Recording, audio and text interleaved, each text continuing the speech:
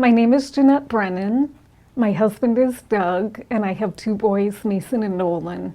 I've been a dental hygienist for the last 20 years. My first night at Valley, after service, I loved it so much that I went to the welcome desk. I met Pastor Doug Christogal there, just introduced me to Fred and Cassandra O'Brien. In 2010, Fred and Cassandra O'Brien were called into ministry to be missionaries in Constanza in the Dominican Republic. Cassandra and I kept in contact via email and over the phone. She and Fred had a team coming down in March of 2011, and it was a dentist, and he said that he couldn't do a dental clinic without a dental hygienist. So I was asked to fly to the Dominican Republic and help him out.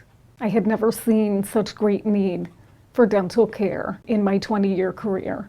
So we spent the week basically anesthetizing children and extracting teeth to get them out of pain and free of infection. The working conditions for the dental clinic were not what I was used to, but somewhat what I expected.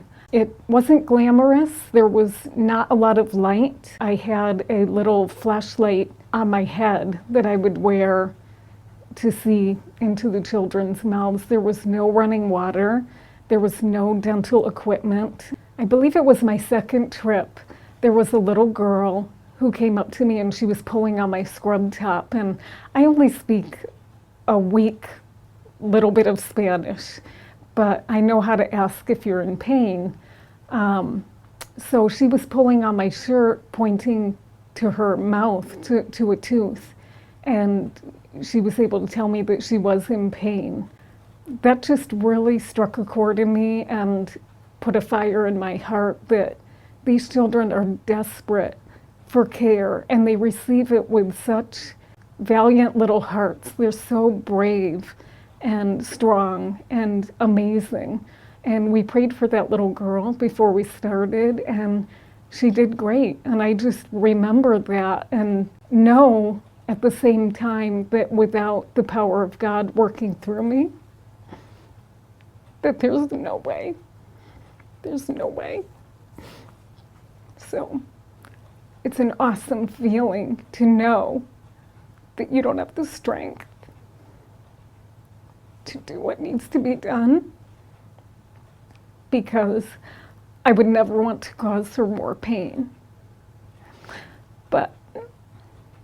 But with God, I could feel Him upholding me and giving me the strength to treat her and so many other children. And I could tell you that after days of clinic, I would just cry because I felt like the meanest dentista in Constanza. But at the same time, it was a joy to know that God could take my weaknesses and turn them into strengths that would benefit other people. And by my third trip, I didn't even think so much about me anymore. It wasn't about me. It was about God and what He was going to do through me.